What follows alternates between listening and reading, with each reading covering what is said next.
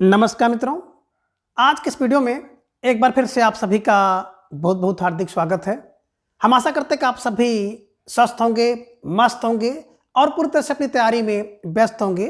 तो मित्रों, आज के इस वीडियो में हम हिंदी साहित्य इतिहास के अंतर्गत द्विवेदी युग और द्विवेदी युग से संबंधित कुछ महत्वपूर्ण और संभावित प्रश्नों को व्याख्यात्मक तरीके से हल करेंगे और उसके साथ ही ट्रिक की सहायता से याद करने का भी प्रयास करेंगे। तो हम आशा करते हैं कि वीडियो आप सबके लिए बहुत ही महत्वपूर्ण होने वाला है, इसलिए इस वीडियो को आप लोग अंत तक जरूर देखें। चैनल पर नए हैं तो चैनल को सब्सक्राइब कर लें और उसके साथ अगर आपको थोड़ा सा भी उचित लगे तो इस वीडियो को अपने जो परिचित लोग हैं उनके पास भी शेयर करें। तो जैसा कि स्क्रीन पर आप देख पा रहे हैं, प्रश्न संख्या 1 कि आधुनिक काल को वर्तमान काल किसने कहा है? ए मिश्र बंधु, बी आचार्य शुक्ल, सी गणपत चंद्र गुप्त या फिर डी डॉक्टर रामकुमार वर्मा। तो धीरे ढेर सारे भाई बहनों का जवाब आ गया कि आधुनिक काल को बिल्कुल है ना मिश्र बंधु ने वर्तमान कहा है। वर्तमान माँ, वर्तमान में माँ है और मिश्र बंधु में भी माँ है, ये ध्यान में आप रख लीजिएगा। ठीक है, चलिए। शुक्ल जी ने इसे गद्य काल कहा था, ये ध्यान में आप रख लीजिएगा। ठीक है, चलिए। अब प्रश्न 2 है कि 84 वैष्णव की वार्ता के रचनाकार हैं। ए गोसाई विठलदास, बी गोकुलनाथ, सी नाभादास, डी इनमें से कोई नहीं। तो आप सबका जवाब फटाफट आ गया, अक्सर विकल्प बी को लॉक किया जाए। गोकुलनाथ इज राइट आंसर, है ना। देखिए 84 252, एक तो 84 वैष्णव की वार्ता और दूसरी 252 वैष्णव की वार्ता, दोनों के रचनाकार गोकुलनाथ है। और मैंने आपको ट्रिक से बताया था कि 84 और 252 गोकुल, कितने गो? बोले कुल गो कितनी है? बोले 252 और 84, इन्हीं की 84 वैष्णव की वार्ता और 252 वैष्णव की वार्ता, तो 84 252। ठीक है, चलिए आगे। प्रश्न संख्या 3 है कि 252 वैष्णव की वार्ता, देखिए फिर वो रचना भी आ गई, रचनाकार कौन है? तो ये गोकुलनाथ, बी विठलनाथ, सी सूरत मिश्र, डी लाला, है ना, बिल्कुल हीरालाल। तो आपका जवाब आ गया कि 252 गोकुल। कुल गो कितनी? 252, और कुल गो कितनी? 84 252 है। तो 84 वैष्णव की वार्ता और 252 वैष्णव की वार्ता, दोनों रचनाएं गोकुलनाथ जी की हैं, ध्यान में रख लीजिएगा। ठीक है, चलिए। प्रश्न संख्या 4 है कि चंद छंद वर्णन की महिमा के रचनाकार कौन है? ये राम प्रसाद निरंजनी, बी गंग कवि, सी जानकी प्रसाद, डी में से कोई नहीं। तो ढेर सारे भाई बहनों का जवाब आ गया कि चंद छंद गंग, चंद छंद गंग। इसको आपने इसके पहले वाले प्रश्नोत्तरी में भी देखा होगा। तो अभी आपको धीरे धीरे जब आगे बढ़ेंगे तब आपको द्विवेदी युग की रचनाएं मिलेंगी। जिस पुस्तक की सहायता से इस प्रश्नोत्तरी को हम लोग कर रहे हैं, उस पुस्तक में ऐसे ही दिया है। और मार्केट में ढेर सारी पुस्तकें हैं, थोड़ी बहुत रचना में कुछ गलतियां आ गई हैं किसी भी स्तर से, तो कभी कभी ध्यान ना देने के कारण वो भी मेरे द्वारा भी हो जा रहा है। तो उसको आप लोग देख लीजिएगा कि किसी प्रकार की कोई गलती हो, कोई त्रुटि हो तो उसको अवगत जरूर करा दें। ठीक है, चलिए। प्रश्न 5 कि प्रेम सागर के रचनाकार कौन है? ये गंग कवि, बी राम प्रसाद निरंजनी, सी लल्लू लाल, डी में से कोई नहीं।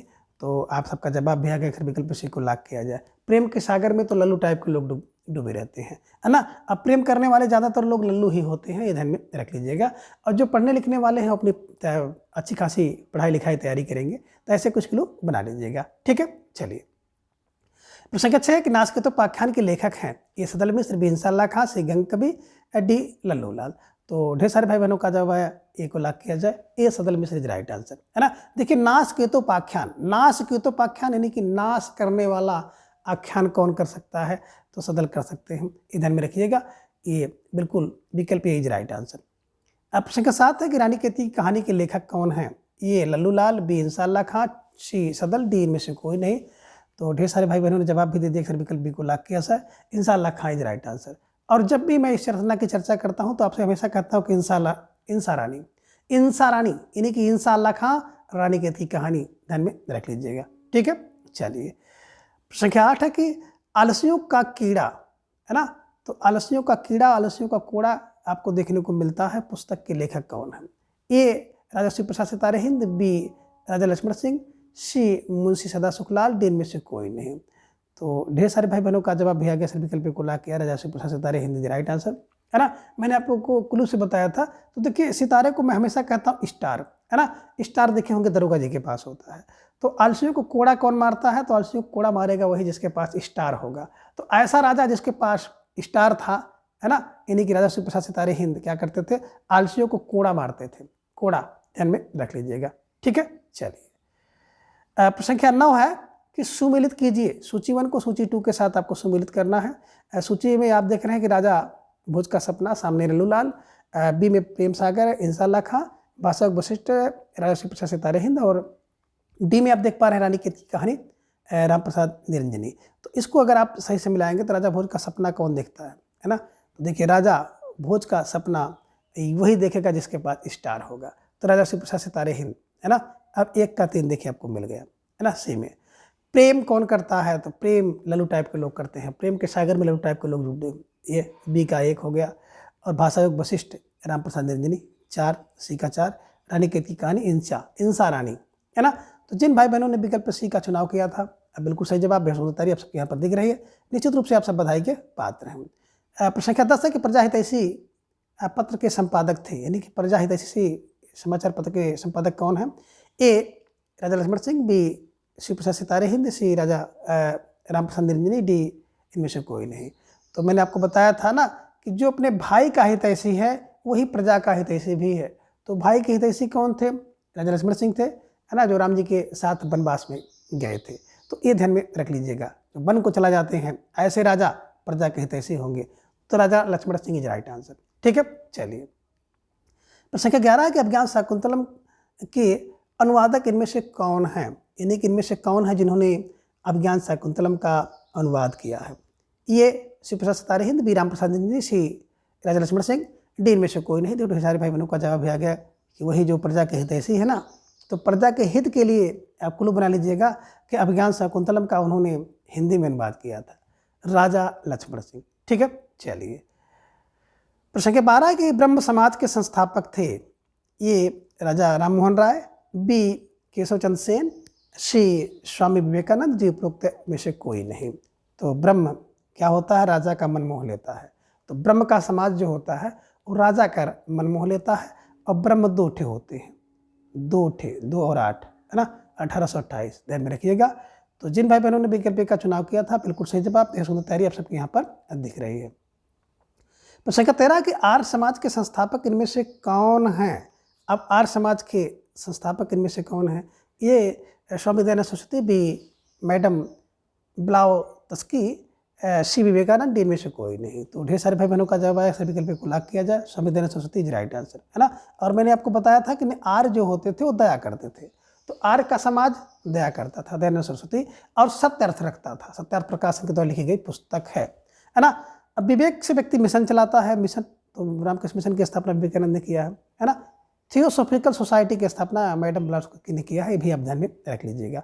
ठीक है, चलिए ये लीजिए प्रश्न संख्या 14 आपके स्क्रीन पर आ गया, सुमिलित कीजिए। सामने आपका है ये प्रार्थना समाज स्वामी विवेकानंद, बी में थियोसॉफिकल सोसाइटी दयानंद सरस्वती सामने है, आर्य समाज सामने मैडम ब्लावत्स्की, और डी में रामकृष्ण मिशन सामने केशव चंद्र सेन।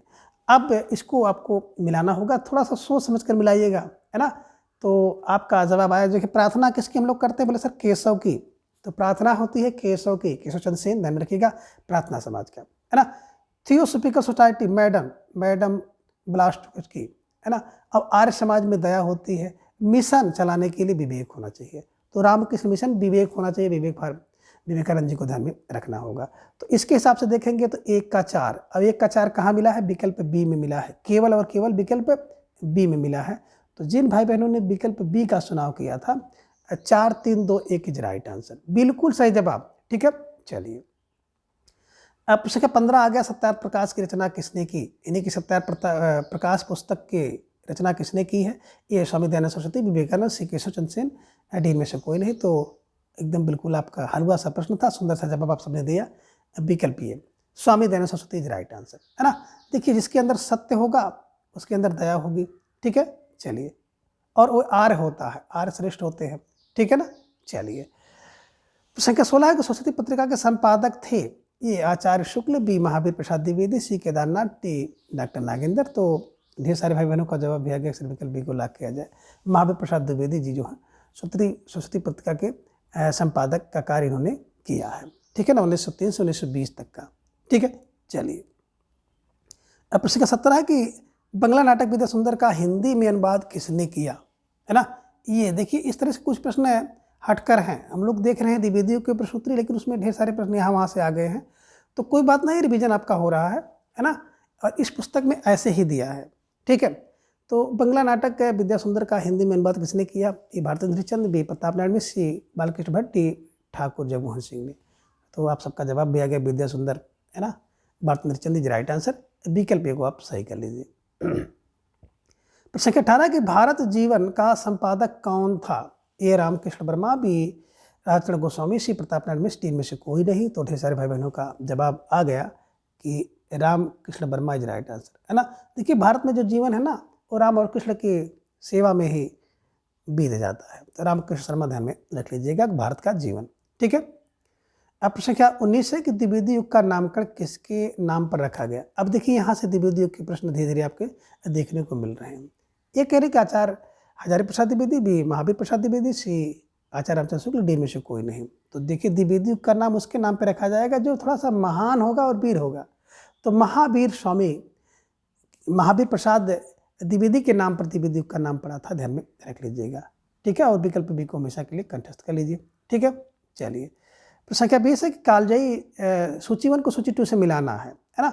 ये में देख रहे हैं कालजयी सर्वेश्वर दयाल सक्सेना, अंधा युग नरेश मेहता सामने है, नंगे पैर सामने भवानी प्रसाद मिश्र हैं और एक सूनी नाव धर्मवीर भारती के सामने, है ना। अब इसको मिलाएंगे। देखिए कालजयी जो होता है ना, तो भैया कालजयी व्यक्ति भवानी के पास अगर आप जाएंगे और उनका प्रसाद खा लेंगे तो कालजयी होंगे। भवानी के प्रसाद खाकर व्यक्ति कालजयी हो जाता है, कालजयी। ध्यान रखिएगा, बड़ी प्रसिद्ध रचना है, प्रश्न पूछ जा सकती है ना। अंधा युग धर्मवीर भारती का है। नंगे पैर, है ना, तो भैया नरेश के पास, नंगे पैर नरेश मेहता, है ना। और एक सूनी नाव सर्वेश्वर दयाल सक्सेना। अगर एक सूनी नाव मिल जाए तो सर्वेश्वर दयाल सक्सेना, सक्सजना है। एक सूनी नाव में सक्सजना है ना। सूनी नाव हो उसमें बैठ जाओगे तो भैया सक्सेस नहीं होगा, ध्यान में रखिएगा। इसके हिसाब से देखेंगे तो 1 का 3, बी का 4, 2 का 1, डी का 1 इज राइट आंसर। विकल्प ये सही जवाब, ठीक। अब प्रश्न क्या कैसे कि महावीर प्रसाद द्विवेदी ने संपादक कार्य कब संभाला, है ना। सुश्रुति पत्रिका का संपादक कार्य इन्होंने कब संभाला था? ये कहने कि 1901 में, बी 1902 में, सी 1903 में, डी में से कोई नहीं। तो आपका प्यारा सा जवाब आया कि विकल्प सी को लॉक किया जाए। विकल्प सी 1903 इज राइट आंसर, ठीक है। चलिए प्रश्न संख्या 22 है कि निम्नलिखित में से किसने हिंदू नवजागरण को हिंदू जाति का जागरण माना है ना। हिंदू नवजागरण को हिंदू जाति का जागरण माना है। ये doctor Ramvilas Sharma, B doctor Ramkumar Verma, C Bharatendu, D में से कोई नहीं। तो देखिए कह रहे हैं कि हिंदू नवजागरण में क्या करती है? जाति विलास करती है। हिंदू नवजागरण में जाति विलास करती है। तो जाति फार जाति को ले लीजिएगा और विलास फार डॉक्टर रामविलास शर्मा जी का कथन है, ठीक है। चलिए प्रश्न संख्या 23 है कि साकेत के रचनाकार कौन है? अब आपको जवाब देना है कि साकेत जो प्रसिद्ध रचना है इसके रचनाकार कौन है? ए अयोध्या सिंह उपाध्याय है, बी मैथिली शरण गुप्त, सी भारतेंदु, डी उपरोक्त में से कोई नहीं। तो आपका जवाब भी आ गया कि देखिए साकेत जो है ना वो बिल्कुल मैथिली शरण गुप्त जी की रचना है, ध्यान में रखिएगा। और साकेत में देख रहे हैं ना 3 वर्ड मिलकर के एक शब्द बना रहे हैं, तो 3-1 1931 की रचना है, ठीक है। चलिए प्रश्न संख्या 24 है कि भारत भारती के रचनाकार इनमें से कौन है? मैथिली शरण गुप्त, जयशंकर प्रसाद, निराला और डी इनमें से कोई नहीं। तो ढेर सारे भाई बहनों का जवाब आ गया कि सर विकल्प को लॉक किया जाए, मैथिली शरण गुप्त, है ना।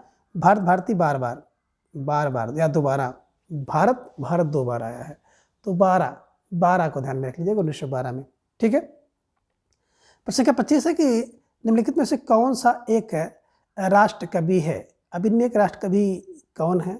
ये कह रहे हैं कि अयोध्या सिंह उपाध्याय हरिऔध है, बी गयाप्रसाद शुक्ल स्नेही है, सी मैथिली शरण गुप्त है, डी उपरोक्त में से कोई नहीं है। तो अब आपका जवाब आना चाहिए और ढेर सारे भाई बहनों का जवाब भी बड़े तेजी के साथ आगे अक्सर विकल्प है ना, सी को लॉक किया जाए, Maithili Sharan Gupt is right answer. राष्ट्र कवि मैथिली शरण गुप्त आप कहते हैं ना, ध्यान में रख लीजिएगा, सी को लॉक कर लीजिएगा। अब प्रश्न संख्या 26 है कि भारत भारती रचना का प्रकाशन वर्ष कब हुआ? अभी इसकी चर्चा हम लोगों ने कर लिया था। ए 10, बी 11, सी 12, डी 15।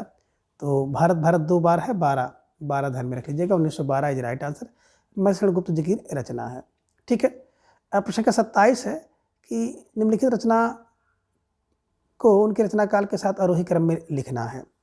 ए में देख रहे हैं जयद्रथ पद, सामने फिर पंचवटी, फिर भारत भारती झंकार, बी में झंकार पंचवटी जयद्रथ पद भारत भारती, सी में भारत भारती जयद्रथ पद और पंचवटी फिर झंकार। जयद्रथ, भारत भारती, पंचवटी और झंकार। अब इसके हिसाब से मिलाएंगे तो बिल्कुल आपको थोड़ा सा सोच समझ के मिलाना होगा। सबसे पहले आप देखेंगे जयद्रथ वध। जयद्रथ वध कब होगा? 1910 में। भारत भारती 12 में। पंचवटी में तू पहुँच 1925 में, तू पहुँच। और झंकार दोनों से होता है, दोनों से, है ना, ये ध्यान में रख लीजिएगा। तो जिन भाई बहनों ने प्रश्न संख्या 27 का जवाब विकल्प डी के रूप में चयन किया था, निश्चित रूप से आप सबका सही जवाब है। मैंने आपको बताया था ना कि 10 में वध 1910, भारत भारत बार बार आया, 2 बार आया, दोबारा 12, पंचवटी में तू पहुंच जाओ भैया, तू 5, झंकार दोनों से होता है 1929। विकल्प डी इज राइट आंसर। ठीक है, चलिए अब प्रश्न संख्या 28 है कि रचना काल को आरोही क्रम में व्यवस्थित करें। अगली रचना है और सामने उसी को आपको व्यवस्थित करना है। अब विकल्प में कह रहे हैं कि सबसे पहले साकेत, यशोधरा, जय भारत और द्वापर। बी में कह रहे हैं साकेत, जय भारत, द्वापर, यशोधरा। सी में साकेत, यशोधरा, द्वापर, जय भारत। डी में कह रहे हैं साकेत, द्वापर, यशोधरा और जय भारत। अब इसके हिसाब से आपको मिलाना है। तो प्रश्न संख्या 28 के हिसाब से विकल्प सी सबसे सटीक है ना, साकेत। विकल्प सी यहाँ पे देखिए, है ना, विकल्प सी की बात करते हैं। साकेत, अभी मैंने चर्चा किया था कि 3 वर्ड मिलकर के एक शब्द बनाते हैं 31। यशोधरा, व्यक्ति को यश जब मिलता है ना तो इसको धारण करते हैं 32 में, है ना। द्वापर, है ना, ऐसे वैसे नहीं है। द्वापर की बात जब करेंगे तो द्वापर होता है 29 का, दोनों। 36, द्वापर 36 में रचना है ना, 1936 रख लीजिएगा। और जय भारत 1952 में, 1952 इधर में रख लीजिएगा। ठीक है, तो जिन भाई बहनों ने बिल्कुल विकल्प सी का चुनाव किया था, अब बिल्कुल सही जवाब, बेसुध तैयारी आप सबके यहाँ पर दिख रही है, निश्चित रूप से आप सब बधाई के पात्र हैं। प्रश्न संख्या 29 है कि रचना काल के आरोही क्रम में व्यवस्थित करें। ए में यशोधरा, जय भारत, विष्णुप्रिया, पंचवटी। बी में पंचवटी, यशोधरा, जय भारत, विष्णुप्रिया। सी में है पंचवटी, यशोधरा, विष्णुप्रिया, जय भारत। अब डी में देखेंगे कि यशोधरा है, पंचवटी है, जय भारत और विष्णुप्रिया है। तो इसके हिसाब से अगर देखेंगे तो बिल्कुल आपको सबसे पहले मिलना चाहिए कि यहाँ पर देखेंगे 2 विकल्प आपके सामने, पंचवटी, विकल्प बी और सी। अब विकल्प बी और सी दोनों में थोड़ा सा ध्यान दे करके आपको चलना होगा। तो आपने देखा कि यहाँ पर, है ना, विकल्प बी के पास पंचवटी 1925 की रचना, पंचवटी में तू पहुँच जाओ। यशोधरा की बात करते तो 1932 में। जय भारत 1952 में, अभी आपने किया था। और विष्णुप्रिया 1957, है ना। तो जिन भाई बहनों ने विकल्प बी का चुनाव किया था, बिल्कुल सही जवाब और बेहद तैयारी आप सबके यहाँ पर दिख रही है, निश्चित रूप से आप सब बधाई के पात्र हैं। ठीक है, चलिए अब प्रश्न संख्या 30 है कि सुमेलित कीजिए। सूची 1 को सूची 2 के साथ सुमेलित करना है ना। सूची 1 में देख रहे हैं रचना, सूची 2 में रचना काल है, उसी को आपको मिलाना है। ए में जयद्रथ वध 1912 सामने, भारत भारती 1910 सामने है, झंकार 1929 सामने है और साकेत 1931 है। तो इसके हिसाब से अगर आप मिलाएंगे तो जयद्रथ वध 10 में, 1910, भारत भारत 2 बार है 12 में, है ना।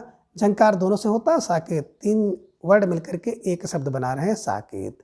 तो इसके हिसाब से देखेंगे तो बिल्कुल 1 का 2, 1 का 2 और 2 का 1 और 3 4, विकल्प डी इज राइट आंसर, है ना।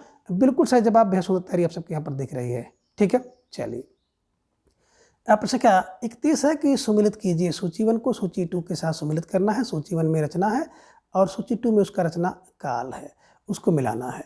ए में देख रहे हैं यशोधरा 1932 में, द्वापर 1931 सामने है, साकेत 1936 सामने, पंचवटी के सामने 25 है। तो देखिए यशोधरा इसको धारण करता है व्यक्ति 32 वर्ष में, द्वापर 36 में, साकेत 3 मिलकर के एक बनाते हैं 1931 में, पंचवटी में तू पहुँच, है ना। तो देखिए पहले का और ए का और डी का तो बिल्कुल वही है। तो ए का 1 और डी का 4 कहाँ पे मिला, है ना। 1 का 1, डी का 4, यहाँ भी है वहाँ भी है। यहाँ पे देखेंगे कि बी का 3 हो जा रहा है और बिल्कुल सी का 2 हो जा रहा है।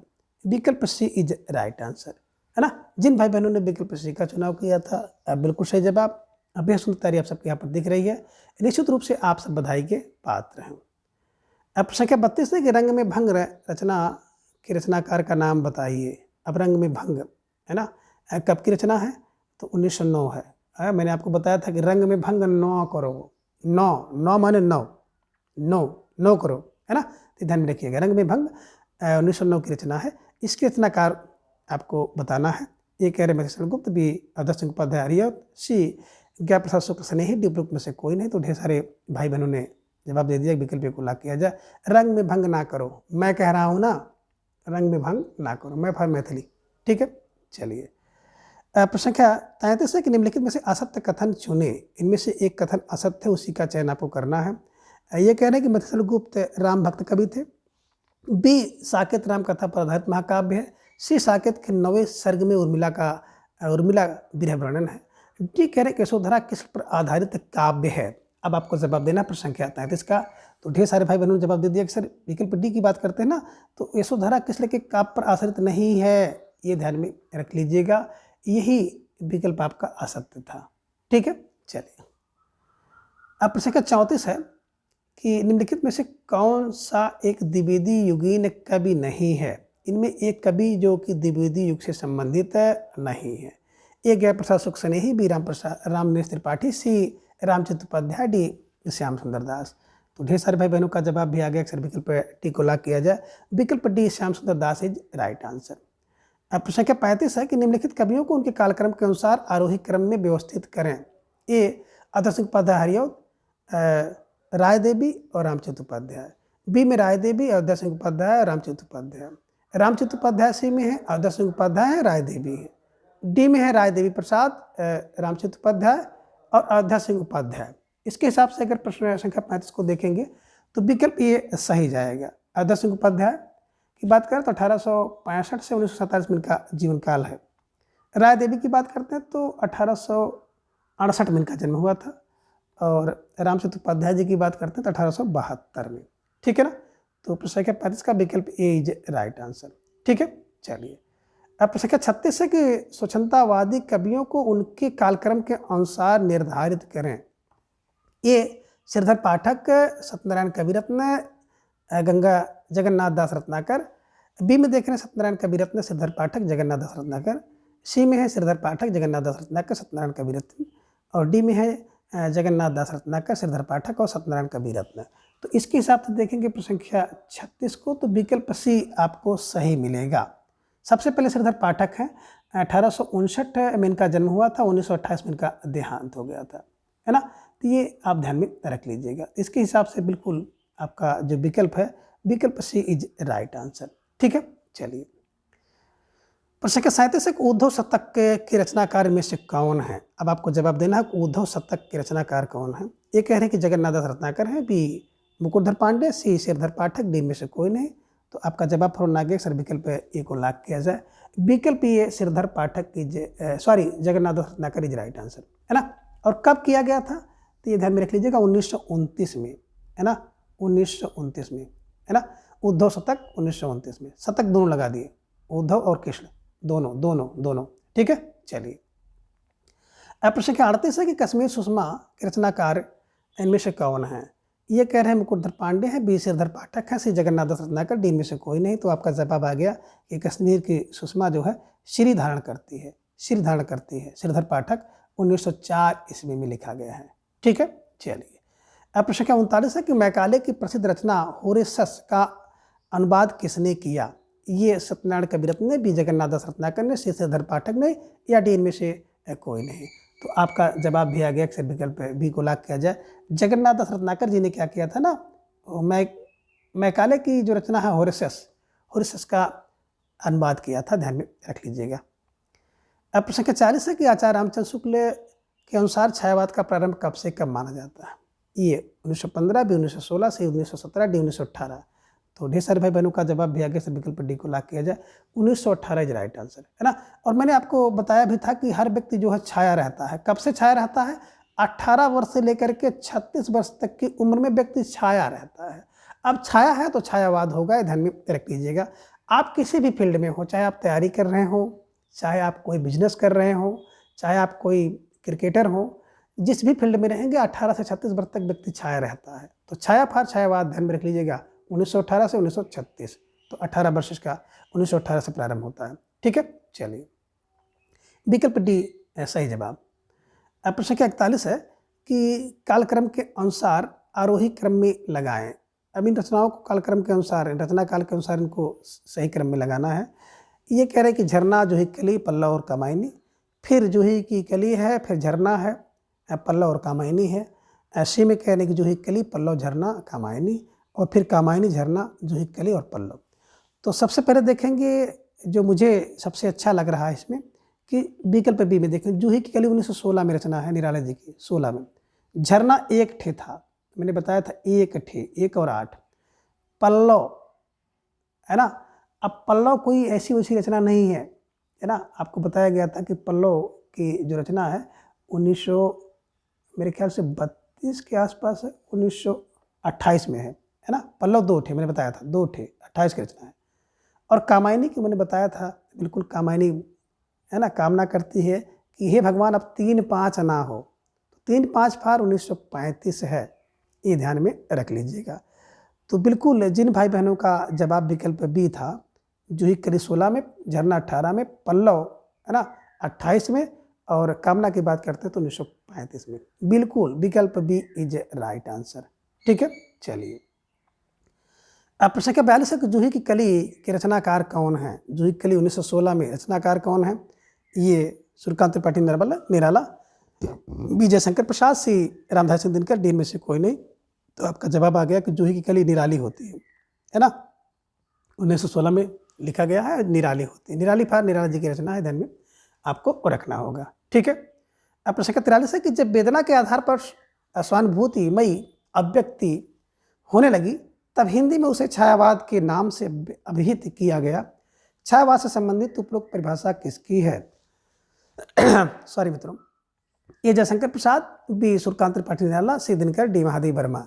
अब आपका जवाब भी आ गया कि सर विकल्प ए को लॉक किया जाए, Jaishankar Prasad is right answer.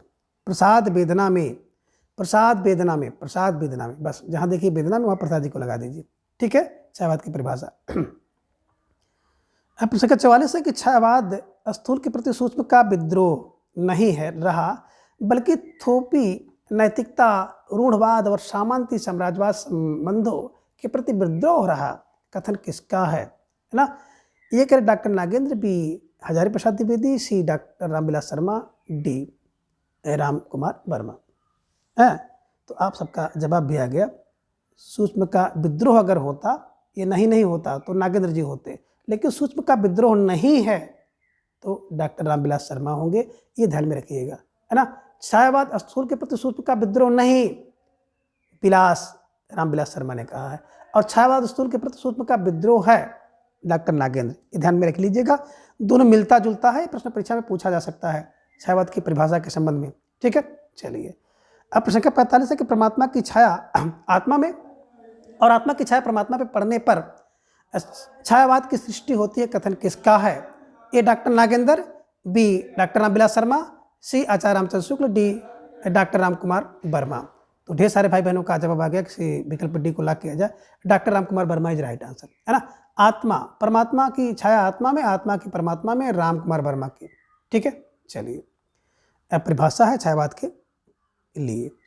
अब आगे प्रश्न संख्या 46 है कि निम्नलिखित में से कौन सी एक छायावाद की विशेषता नहीं है?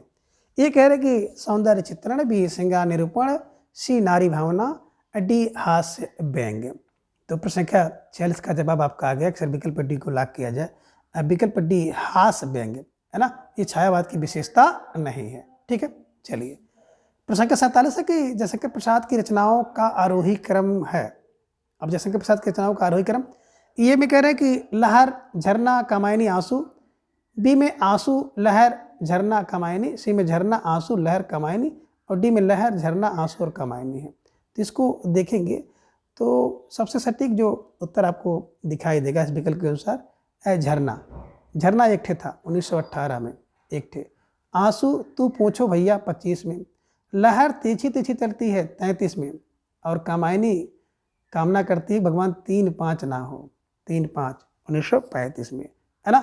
तो विकल्प सी इज राइट आंसर। सबसे पहले झरना एक ठे है, 1 और 8 18 में 1918। आंसू तू पोछो तू 5 1925 में लहर तिरछी तिरछी चलती है, 3 चित्त है, और कामना करती है कामायनी की, भगवान 3 5 ना हो। तो ये ध्यान में रखिएगा, विकल्प सी इज राइट आंसर। ठीक है, चलिए अब प्रश्न संख्या 48 है, कालक्रम अनुसार आरोही क्रम में सजाएं। ए कानन कुसुम करुणालय उर्वशी प्रेम पथिक, बी में उर्वशी कानन कुसुम प्रेम पथिक करुणालय, सी में है कानन कुसुम उर्वशी प्रेम पथिक करुणालय, और डी में देख रहे हैं कि प्रेम पथिक उर्वशी कानन कुसुम और करुणालय। तो प्रश्न संख्या 48 को आपको मिलाना है। बिल्कुल आप बी के पास चलेंगे, उर्वशी है ना, 9, उर्वशी 9, 1909 में। कानन कुसुम की बात करते हैं, कुसुम 13 है, बोलती है 9, 1913 में। प्रेम पथिक एक चोर था, 1914 में। और करुणालय की बात करते हैं तो 1912 में इनका एक नाटक है जयशंकर प्रसाद जी का, है ना। तो चूंकि करुणालय की बात अगर हम लोग करते हैं तो करुणालय हर जगह हर रचना में है। अगर कानन कुसुम में देखेंगे तो भी यहाँ भी है ना। तो इसके हिसाब से देखेंगे तो विकल्प बी है ना। लेकिन करुणालय की बात करते हैं तो करुणालय 1912 की रचना है। इस करुणालय को उर्वशी के बाद आना चाहिए था, ये ध्यान में रखिएगा। लेकिन ये विकल्प चूंकि कहीं पे नहीं है, इसलिए ये प्रश्न आप रांग मान लीजिए, है ना। उर्वशी 1909 में, 12 में करुणालय होगा, 13 में कानन कुसुम होगा और 14 में प्रेम पथिक होगा। तो ये ध्यान में रख लीजिएगा। इस तरह से ढेर सारी जो पुस्तक है वो मार्केट में उसमें कुछ ना कुछ कमियां आ गई हैं, किसी भी स्तर के माध्यम से थोड़ा सा उसको आप लोग देख लीजिएगा। ठीक है, चलिए प्रश्न संख्या 49 है, निराला की रचनाओं को रचना काल के आरोही क्रम में व्यवस्थित करें। ये तुलसीदास, अनामिका, गीतिका और परिमल।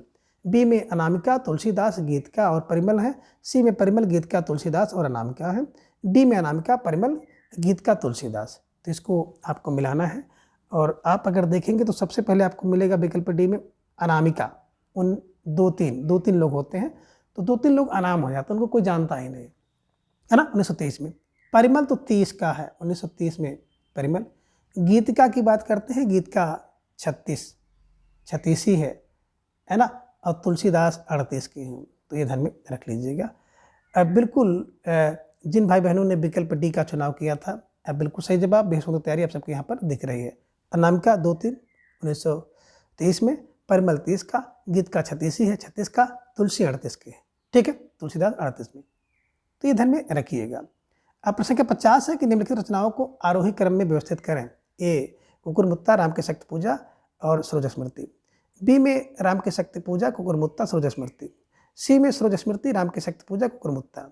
डी में देख रहे हैं राम की शक्ति पूजा, सरोज स्मृति और कुकुरमुत्ता। तो इसको अगर आप देखेंगे तो सबसे सटीक जो विकल्प आपको मिलेगा, सबसे पहले हम लोग बात करते हैं सरोज स्मृति की, है ना। देखिए निराला जी को जब सरोज की स्मृति आती है तो 3-5 करने लगते हैं, 3-5, तो 1935 में है। राम की शक्ति पूजा, राम ने शक्ति की पूजा 36 यत्न करके की थी, 36 यत्न 1936 में, कहते हैं ना 36 यत्न कर डालो, है ना। तो 36 राम की शक्ति पूजा 36 ने करके। अब कुकुरमुत्ता 42 में है, 1942 में है। तो सबसे सटीक बिल्कुल आप देख पा रहे हैं। अब विकल्प सी इज राइट आंसर। जिन भाई बहनों ने विकल्प सी का चुनाव किया था, बिल्कुल सही जवाब है ना। तो मित्रों आज की इस वीडियो में बस इतना। अगले वीडियो में हम इसके अगले भाग को जानेंगे। तब तक के लिए आप सभी अपना ख्याल रखें और अपना अधिक से अधिक समय अपने अध्ययन पर लगाएं। अपना प्रेम स्नेह विश्वास इस तरह से चैनल पर बनाए रखें। धन्यवाद, नमस्कार, बाय बाय।